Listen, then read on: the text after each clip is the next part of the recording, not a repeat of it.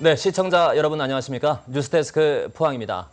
포항 상공회의소를 중심으로 지역 경제계가 침체된 지역 경제를 살리기 위해 오늘 투자 촉진 추진위원회를 발족했습니다. 추진위는 우선 포스코의 화력발전소 추진과 관련해 규제 완화 서명운동을 펼치기로 했습니다. 박상환 기자가 보도합니다. 중국의 철강 제품 저가 공세로 인한 공급 과잉과 수익성 악화 등으로 철강 산업이 뿌리인 포항의 경제가 어려움을 겪고 있습니다.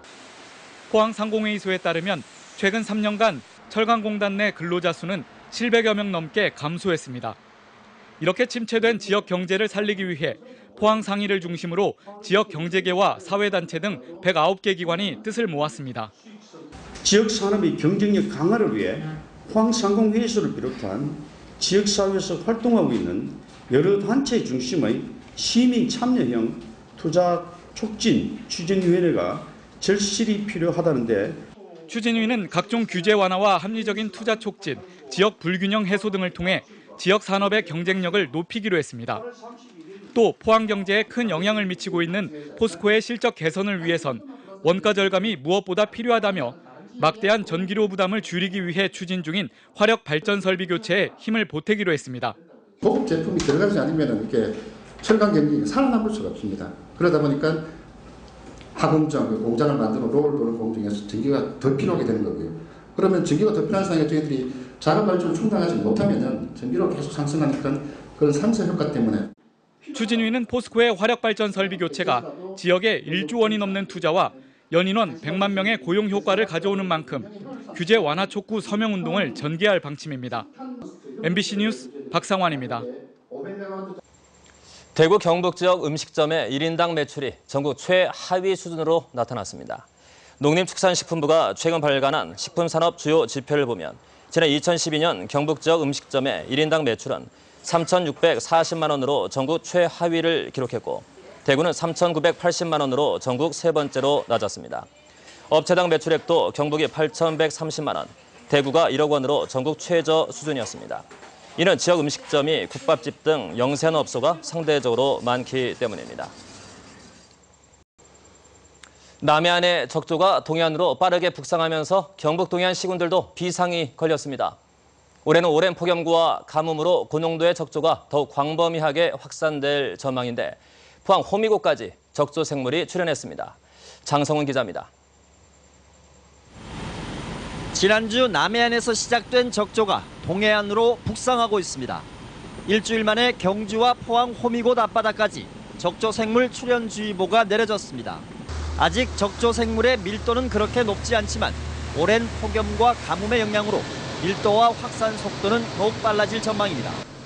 이에 따라 포항시 등 동해안 시군은 업 지도선을 띄워 적조 예찰을 강화하고 살포용 황토를 비축하는 등 방제 준비에 힘을 쏟고 있습니다. 또 적조주의보가 발령되면 곧바로 양식장의 취수를 중단시키고 폐수 공급 차량을 즉각 투입해 피해를 막을 계획입니다. 특히 적조가 지난해처럼 게릴라성으로 9월 말까지 장기간 발생할 것에 대비해 방제 체계를 마련했습니다.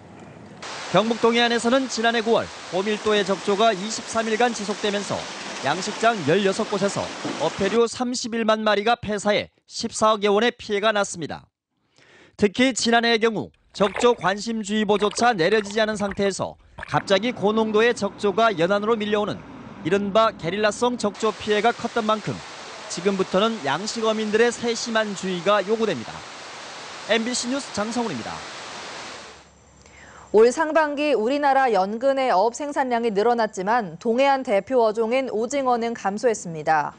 국립수산과학원에 따르면 상반기 연근의 어획량은 42만 8천 톤으로 고등어와 전갱이류, 멸치 등을 중심으로 지난해에 비해 14% 늘어난 반면에 동해안 대표 어종인 오징어는 28% 줄었습니다. 수산과학원은 상반기에는 동해안의 저수온이 지속되면서 오징어 어군이 흩어져 조업이 부진했지만 다음 달부터는 어군이 남쪽으로 회유해 어획량이 증가할 것으로 전망했습니다. 해양수산부는 우리나라에서는 처음으로 울진 봉평과 삼척 맹방해변 등 3곳을 연안 침식관리구역으로 지정했습니다. 연안 침식관리구역은 연안 침식으로 피해가 발생하거나 발생할 우려가 있는 지역을 관리하는 제도로 바다 모래 채취와 건축물 신증축 등의 행위를 제한할 수 있고 필요할 경우 국가나 지자체가 토지를 매수해 관리하게 됩니다. 해수부는 다음 달부터 개발 실태와 연안 침식 피해 조사를 하고 침식 방지와 복구에 필요한 관리 계획을 세울 예정이라고 밝혔습니다. 전국에는 국가지정문화재를 제외하고도 시도 지정문화재와 비등록 문화재가 4천여 점이나 흩어져 있습니다. 정부의 관리 대상에서 제외되다 보니 훼손된 채 방치되는 경우가 많은데 문화재 청구와 지역 민간단체들이 힘을 모은 문화재 돌봄 사업이 대안이 되고 있습니다. 김형일 기자가 보도합니다. 신라 육부 촌장의 위패를 모신 경주 남산자락의 양산재입니다. 얹은 지 40년이 넘어 낡고 부서진 기와를 드러내고 말끔하게 수리합니다. 다른 곳에서는 부서진 벽체를 메우는 미장 작업이 한창이고 낡아서 삐걱대던 대문도 새롭게 손질했습니다. 모두 비등록 문화재나 시도 지정 문화재로 국비 지원을 받지 못해 그동안 방치돼 왔는데 문화재 돌봄 사업이 성과를 거두고 있습니다. 관리 사각지대에 있는 비지정 문화재들을 지역 주민들의 힘으로 돌보고 사전 예방할 수 있다는 가장 큰 장점을 갖고 있기 때문에 이 사업의 효과가 큰 것 같습니다. 문화재청과 민간단체가 지난 2000년부터 전국 17개 시도에서 시작한 문화재 돌봄 사업은 최근 문화재 보수 전문 인력까지 갖추면서 점차 사업 영역을 확대하고 있습니다. 5년의 시간이 감을해서 이제 와공이나 미장이나 목공 등 전문 분야까지 함으로해서 문화재를 즉시 수리함으로 해서 국가 예산을 주는 데 큰 역할을 하고 있습니다. 문화재 돌봄 사업이 사각지대에 놓여있던 시도 지정 문화재와 비등록 문화재 관리에 새로운 대안이 되고 있습니다. MBC 뉴스 김향일입니다. 영덕에서 서울 강남 고속버스 터미널을 오가는 시외버스 노선이 신설돼 내일부터 하루 3회 왕복 운행합니다. 이번에 신설된 노선은 영덕터미널에서 안동을 거쳐 서울 강남 고속버스 터미널까지 가는 왕복 노선으로 소요시간은 4시간 20분, 요금은 일반인 기준 26,400원입니다. 한편 영덕에서 동서울 터미널을 오가는 기존의 서울 노선은 하루 9회 왕복으로 시간과 요금 모두 변동이 없습니다. 일제강점기 일본인이 소유했던 토지가 해방 이후 부당하게 한국인 소유로 둔갑한 사례가 경북을 포함해 만여 건에 이르는 것으로 조사됐습니다. 조달청이 이들 적산 토지에 대한 국가 환수를 추진하기로 했습니다. 정윤호 기자입니다. 일제강점기 당시 일본인 명의의 토지는 전체 53만 필지. 조달청이 이들 토지의 소유주와 당시 조선에 있던 일본인 명단을 대조했습니다. 대부분이 창씨 개명한 한국인 소유였지만 이 중 1,500여 필지는 실제 일본인 소유, 적산 토지였습니다. 농경지와 임야, 대지 등 350만 평에 달합니다. 그런데 이들 적산 토지는 해방 이후 상당수가 한국인 명의로 이전됐습니다. 부동산 관련 특별조치법을 악용해 부당하게 사유화한 것으로 보입니다. 실제로 조달청이 지난 4월부터 석 달간 1,500여 필지 중 1,000필지를 샘플 조사한 결과 이 중 44필지가 이 경우에 해당됐습니다. 경북에서도 청도 3필지, 군위 1필지 등 4필지가 드러났습니다. 500평이 넘습니다. 창씨 개명한 한국인이 아닌 순수 일본인 재산으로서 사인이 특조법을 악용하여 부당하게 사유화한 것으로 추정되는 토지. 국가 환수가 추진되는 전체 1,500여 필지 중 경북 지역의 대상 토지는 1,200여 필지, 모두 60만 평 규모입니다.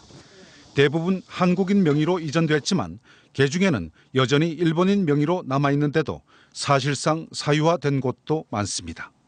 부당하게 사유화된 토지에 대해서는 국가 환수 소송을 통해서 국유화한 후 국가에서 필요하지 않은 토지는 개인에게 매각하여 활용할 수 있도록 할 것입니다.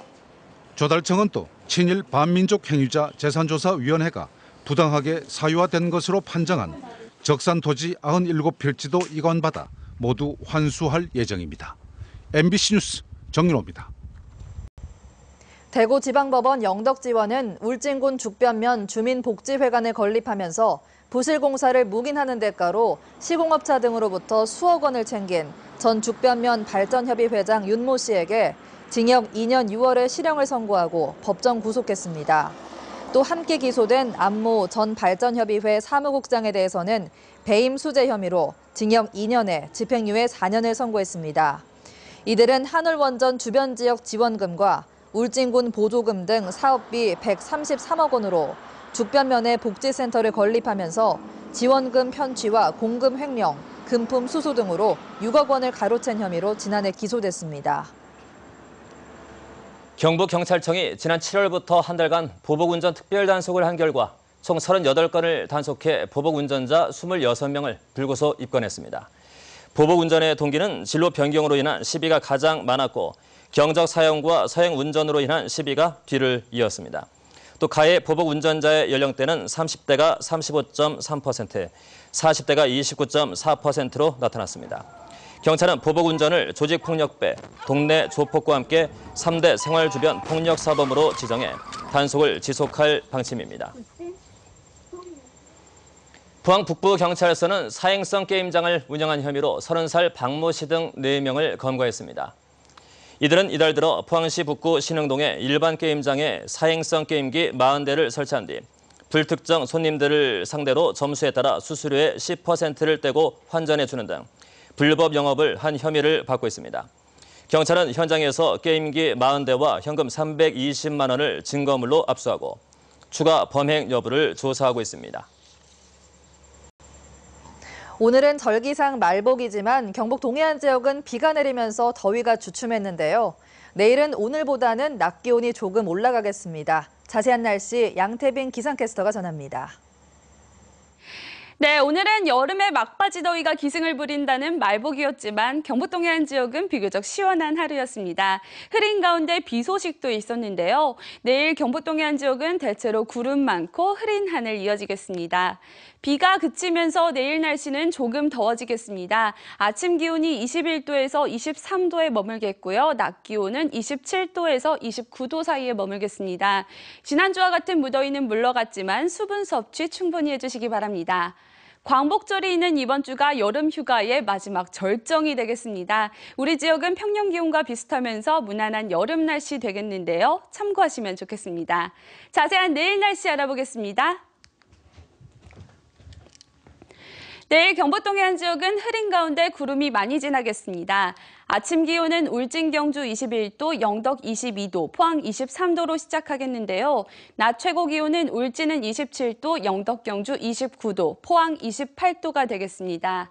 울릉도와 독도도 저기압의 영향으로 흐리고 구름 많겠습니다. 아침 기온은 울릉도 22도, 독도 23도로 예상되는데요. 낮 최고 기온은 26도가 되겠습니다. 동해 전해상에 비 소식 있는 가운데 동해 남부에 구름 지나겠습니다. 바다의 물결은 1에서 3m로 일겠습니다. 올해 한여름 더위도 서서히 누그러지고 있습니다. 내일부터 평년 기온을 다시 되찾겠지만요. 지난주와 같은 찜통 더위는 아니겠습니다. 날씨였습니다. 경상북도의회 한창화, 최병준, 이홍희, 윤종도 의원이 오늘 전국 시도의회 의장협의회로부터 제2회 우수의정 대상을 받았습니다. 포항의 한창화 도의원은 지난 1년간 예산결산 특별위원장으로서 농업과 취약계층 예산 배분에 힘썼고 경주의 최병준 도의원은 원자력 안전 특별위원장으로서 원전의 안전과 해체 연구센터 유치에 노력해왔습니다. 네, 이상으로 포항 MBC 뉴스데스크 마칩니다. 여러분 고맙습니다.